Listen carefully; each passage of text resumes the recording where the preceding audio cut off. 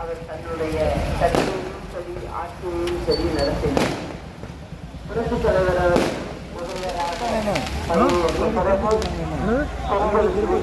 குறிப்பாக வயதான பெண்களுக்கு இலவச சேலை வழங்கியவர், குழந்தைகளுக்கு சத்துணவு திட்டம் வழங்கியவர், படிக்கும் பிள்ளைகளுக்கு அதாவது கல்லூரி படிக்க முடியாத பிள்ளைகளுக்காக தமிழகம் முழுவதும். அதனால் நம் தமிழ்நாட்டில் உள்ள அளவுக்கு இந்தியாவில் எந்த மாநிலத்திலையும் கிடையாது.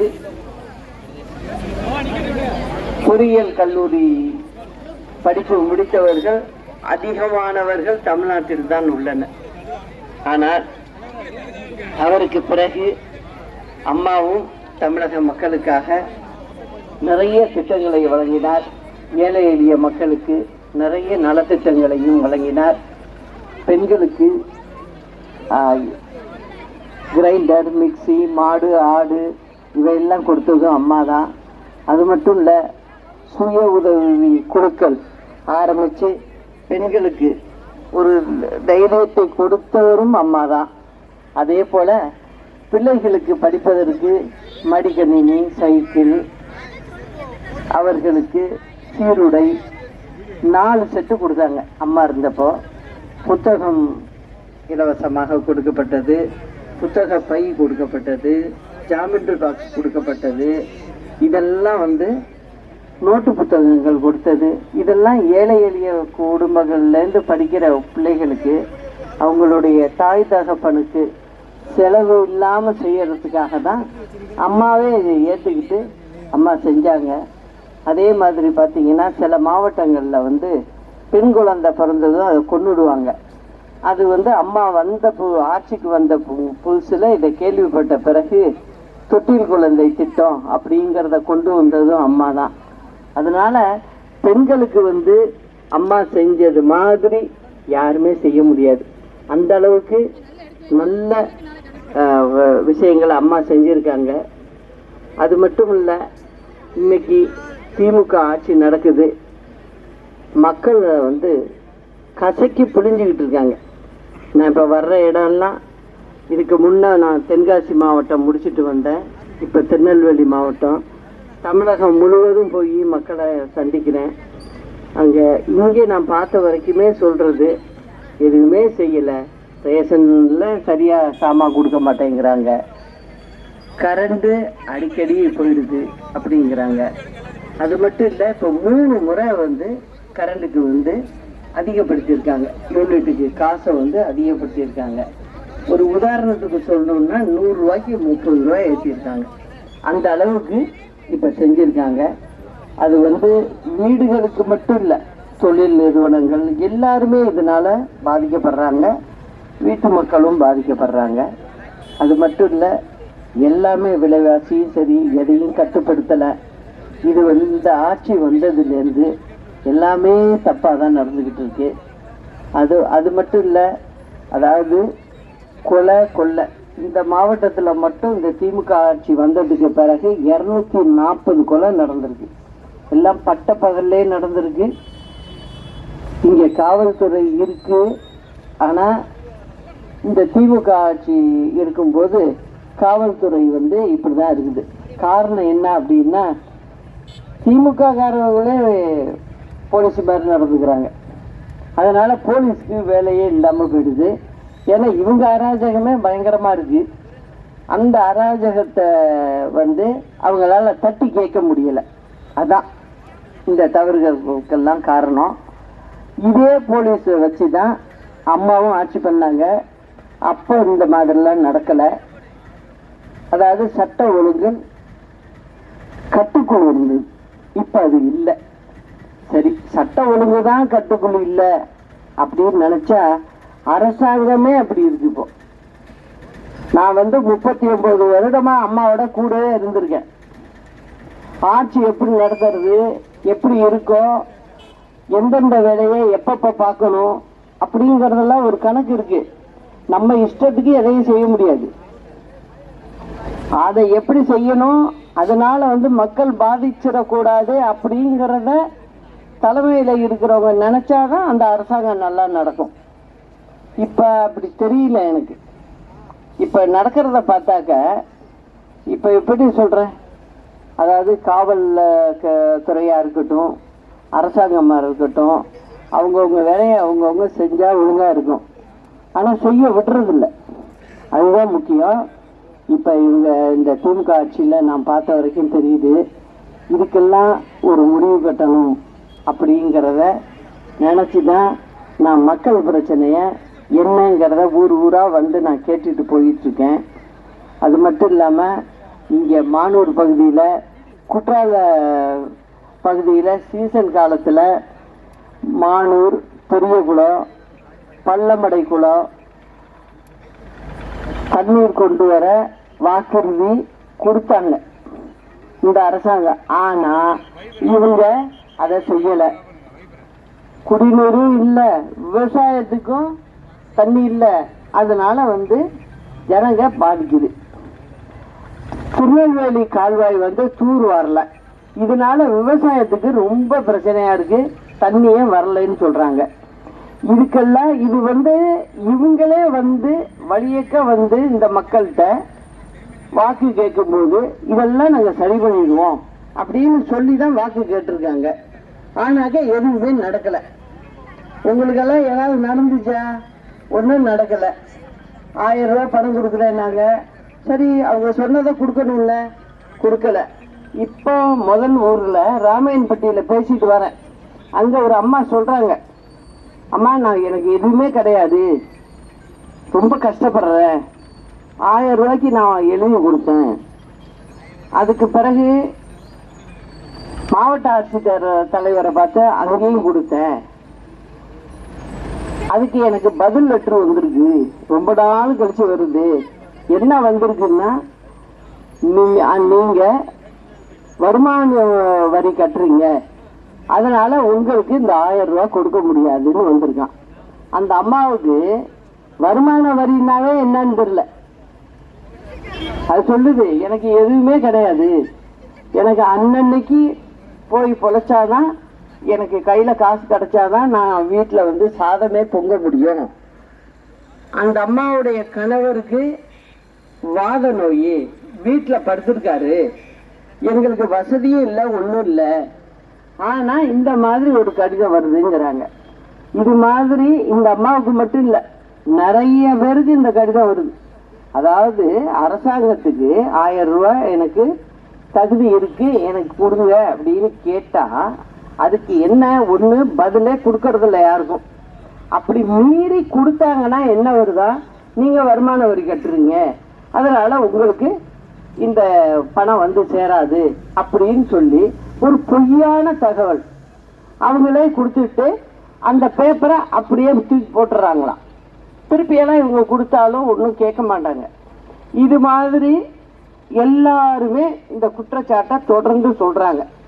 அதனால நான் இப்போ இந்த அரசாங்கத்தை நடத்துறவங்களுக்கு சொல்லிக்கிறது, நீங்க சொன்னீங்க பெண்களுக்கு 1000 கொடுக்கப்படும்னு, கொடுங்க, நான் வேண்டான்னு சொல்ல. நீங்க கொடுக்கணுமா இல்லையா? இப்ப என்கிட்ட சொல்றாங்க எல்லாரும் எங்களுக்கு வரலன்னு. நீங்க தெளிவாகவும் சொல்லல. நீங்க என்ன சொன்னீங்க, எல்லா பெண்களுக்கும் 1000 ரூபாய் கொடுக்கப்படும், அதான சொன்னாங்க. தேர்தல் சமயத்துல சொன்னாங்க. இப்ப என்ன சொல்றாங்க, தகுதி உள்ள பெண்களுக்கு கொடுப்போம் அப்படிங்கிறாங்க. ஏன் இதை நீங்க அப்பவே சொல்லணும்ல?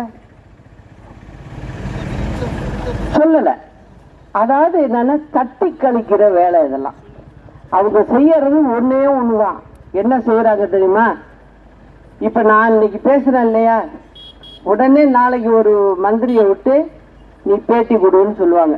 அந்த மந்திரி என்ன சொல்லுவாரு, என்ன நான் சொல்லிட்டேங்கிறதுக்காக என்ன சொல்லுவாரு, நாங்க எல்லாருக்கும் கொடுத்துக்கிட்டு இருக்கோம், நாங்க எல்லாருக்கும் முதலமைச்சருடைய அறிவுறுத்தல் படி நாங்க எல்லாமே சரியா செஞ்சுக்கிட்டு இருக்கோம் அப்படின்னு ஒரு வார்த்தையை சொல்லுவாங்க. நீங்க பாருங்க, ஒரு நாள் 2 நாளுக்குள்ள சொல்லுவாங்க, டிவியில காட்டுவாங்க. இப்படி தன்னைத்தானே ஏமாத்திக்கிட்டு அரசாங்கம் நடந்துகிட்டு இருக்கு. அதுதான் இன்னைக்கு தமிழ்நாட்டில் நடக்குது. எங்களை பொறுத்த வரைக்கும் தலைவரும் சரி, அம்மாவும் சரி, மக்களுக்கு நல்லது செஞ்சிருக்காங்க. மக்களுக்கு அம்மா அவ்வளவு தூரம் செஞ்சப்ப கூட அம்மா தமிழ்நாடு அரசாங்கத்துக்கு கடன் கொஞ்சமா தான் வாங்கியிருந்தாங்க. இந்த அரசாங்கம் இப்ப கிட்டத்தட்ட 8.5 லட்சம் கோடிக்கு கடன்ல இருக்கு. இப்போ மக்களுக்கு ஏதாவது செஞ்சுச்சா? அதுவும் செய்யல. என்ன பண்றாங்கன்னு தெரியல. விளம்பரம், எதுக்கு எடுத்தாலும் விளம்பரம், சும்மா ஒரு பொய்யான விளம்பரம். இது ஊரை ஏமாத்துறதுக்காக செய்யற விளம்பரம். இவங்களுக்கு புரியல.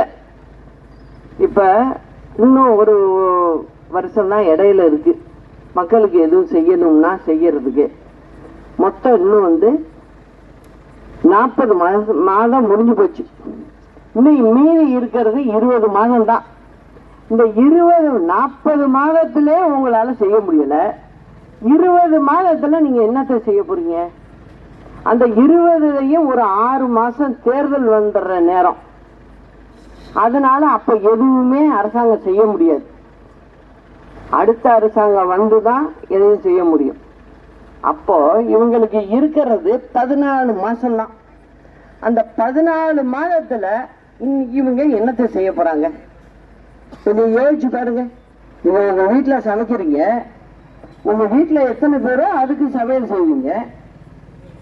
திடீர்னு உங்க வீட்டுக்கு ஒரு 30 பேர் திடீர்னு மத்தியானம் சாப்பிட்ற நேரத்துக்கு வந்துட்டா உங்களால சமைக்க முடியுமா? முடியாதுல்ல. அந்த கதை தான் இதுக்கு. எப்படி இவங்க இந்த 14 மாதத்துக்குள்ள என்னத்தை செய்வாங்க? இவங்க எதுவுமே செய்ய முடியாது. இப்படிதான் இந்த அரசாங்கம் பொய் சொல்லிக்கிட்டு தெரிஞ்சுக்கிட்டு இருக்கு. அங்கங்க வர்றது ஒரு மந்திரி மயக்க பிடிக்கிறது, இது தொடங்குறோம் அது தொடங்குறோம் அப்படின்னு சொல்றது. ஒன்னும் தொடங்கின பாடு இல்லை, ஒன்னும் செஞ்ச பாடு இல்லை. இது என்ன பண்ணுது? மக்களை ஏமாத்திக்கிட்டு போயிட்டு இருக்கு. இதுக்கெல்லாம் ஒரு நல்ல முடிவு வரணும்.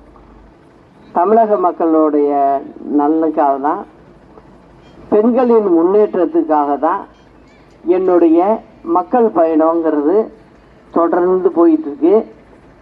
நிச்சயமா உங்களுடைய குறைகள்லாம் சொல்லியிருக்கீங்க. இந்த அரசாங்கம் செய்யுதா என்னன்னு பார்ப்போம். இல்லைன்னா அடுத்தது என்ன? 20வது மாசம் தேர்தல் வரப்போகுது. தேர்தல் வந்ததும் அம்மாவோட ஆட்சி வந்ததும், அம்மாவோட ஆட்சி எப்படி இருக்கணும் உங்களுக்கு எல்லாருக்குமே தெரியும். நியாயமான செய்வோம். நாங்க செய்யறத மட்டும்தான் சொல்லுவோம். மக்களை ஏமாத்த மாட்டோம். அந்த பழக்கம் தலைவருக்கும் கிடையாது, அம்மாவுக்கும் கிடையாது. அதே வழிதான் என்னோட வழி, எனக்கும் கிடையாது. அதனால நம்ம வந்ததும் மக்களுக்கு வேண்டியதை நாங்கள் செய்வோம். அது மட்டும் இல்லை, பெண்களுக்குன்னு சில திட்டங்கள் செய்யணும். இதெல்லாம் அம்மா சொல்லிட்டு இருந்தது தான். அம்மா இந்த மாதிரி இப்படி அம்மாவுக்கு ஆகும்னு நான் நினைச்சு கூட பார்க்கல. அந்த மாதிரி ஆனதுக்கு பிறகு இப்ப நான் யோசிக்க ஆரம்பிச்சிட்டேன். அம்மா சொன்னதுல அதெல்லாம் நம்ம செய்யணும், இந்த மக்களுக்கு செய்ய வேண்டிய கடமை நமக்கு இருக்கு, நம்ம செய்யணும் அப்படிங்கிற எண்ணத்தோட தான் நான் வாழ்ந்துக்கிட்டு இருக்கேன். அதனால நிச்சயமா நம்ம அரசாங்கம் வந்ததும் இதெல்லாம் நான் செய்வேன். ஏன்னா ஒன்று விடாமல் நான் பார்த்துக்கிட்டு தான் வரேன். என்னென்ன பிரச்சனைகள் இருக்கு அப்படிங்கிறது எனக்கு தெரியுது. முதல்ல பெண்கள் 8 மணியா இருந்தாலும் சரி 10 மணியா இருந்தாலும் பயம் இல்லாம வெளில போயிட்டு வரணும். அதை முதல்ல பண்ணணும் இங்க. ஏன்னா இப்ப யாரும் வெளில போக முடியல, வெளில போறதுக்கே எல்லாம் பயப்படுறாங்க இப்போ. அதனால சட்டம் ஒழுங்கு சரியா இருந்தா எல்லாமே சரியாயிடும். அதை நம்ம வந்தாதான் செய்ய முடியும். ஒரு நல்ல ஆட்சியை கொடுக்கணும்னா அம்மாவுடைய ஆட்சி வந்தாதான் செய்ய முடியுங்கிறத நான் ஆணித்தரமாகவும் சொல்லுவேன். என்ன செய்யணும் மக்களுக்கு அப்படிங்கிறது எங்களுக்கு தெரியும், அனுபவமும் இருக்கு. நிச்சயம் செய்ய முடியுங்கிறதுனால தான் நானும் பேசிக்கிட்டு வரேன். இவங்கள மாதிரி பொய் சொல்லிக்கிட்டு தேர்தல் அறிக்கை கொடுத்துக்கிட்டு அதை கொண்டாந்து மக்கள்கிட்ட காமிச்சு இதை செய்வோம் அதை செய்வோம்னு சொல்லிட்டு, அது மட்டும் இல்லாமல் பஞ்சாயத்தில் உட்காந்து மரத்தடி உட்காந்து பேசிக்கிட்டு போய் தானே ஓட்டு கேட்டு வந்தாங்க, வாக்கு கேட்டு வந்தாங்க. இப்போ ஏன் யாரும் மரத்தடிக்கு வரல, ஏன் வரலன்னு கேட்குறேன். நான் கேட்கணும்னா அந்த மக்கள்கிட்ட உங்கள் ஊருக்கு வந்தப்ப இது நாங்கள் செய்கிறோன்னு சொல்லிட்டு வந்தோம், அதனால இப்போ நாங்கள் செய்கிறோம் அப்படின்னு சொல்லணும்ல. உங்களை என்ன மக்களாக கூப்பிடுச்சு, நீங்களாக தானே வந்தீங்க. ஒவ்வொரு ஊர்லேயும் உட்காந்து 234 தொகுதியிலையும் உட்காந்து பொய்ய சொல்லி ஆட்சிக்கு வந்துட்டு ஏதாவது மக்களுக்கு வேண்டியதை செய்றீங்களா நீங்க? இல்லை. மக்கள் இவ்வளவு கஷ்டப்பட்டுக்கிட்டு இருக்காங்க, அது தெரியல. சும்மா மேடையில நின்றுட்டு வாய்க்கு வந்தபடி நாங்கள் அதை செஞ்சிட்டோம் இதை செஞ்சிட்டோம் அப்படின்னு சொன்னா இந்த மக்கள் என்ன ஏமாளியா? தமிழ்நாட்டு மக்களை நீங்க அப்படி எடை போடாதீங்கன்னு நினைக்காதீங்க. தமிழ்நாட்டு மக்கள் நல்ல புத்திசாலியான மக்கள், கற்பூர மூளை அவங்களுக்கு. இந்தியாவிலேயே நம்ம தமிழ்நாடு தான் அறிவு சார்ந்த மக்கள். மற்ற மாநிலங்கள் இல்லைன்னு சொல்லலாம். இருந்தாலும் நம்ம படிப்பறிவாக இருக்கட்டும், பிள்ளைகளோட வளர்ப்பாக இருக்கட்டும், எல்லாத்துலேயும் தமிழ்நாடு எப்போதுமே முதன்மை மாநிலமாக இருந்திருக்கு. அதனால எல்லாருமே விஷயம் புரிஞ்சவங்க. எல்லாருக்கும் என்ன செய்யணும் அப்படிங்கிறத ஒரு திட்டமிட்டு செஞ்சா எல்லாருக்கும் நல்லது செய்ய முடியும். அந்த நம்பிக்கை எனக்கு ரொம்ப இருக்கு. அதை நம்ம செஞ்சு காட்டணுங்கிறத என்னோட ஆசையும். நிச்சயமா அதுக்கு காலம் வரும், நிச்சயம் நம்ம செய்வோம் அப்படிங்கிறத நான் சொல்லிக்கிட்டு, இந்த இரவு இப்போ 10 மணி ஆகுது. இந்த நேரத்திலேயே எனக்காக நீங்க காத்துட்டு எல்லாரும் என்ன ஆசையா பார்க்கறதுக்காக காத்துட்டு இருந்தீங்க. நிச்சயமா உங்களுடைய மனசு எப்படியோ அது மாதிரி நானும் நடந்துக்குவேன்.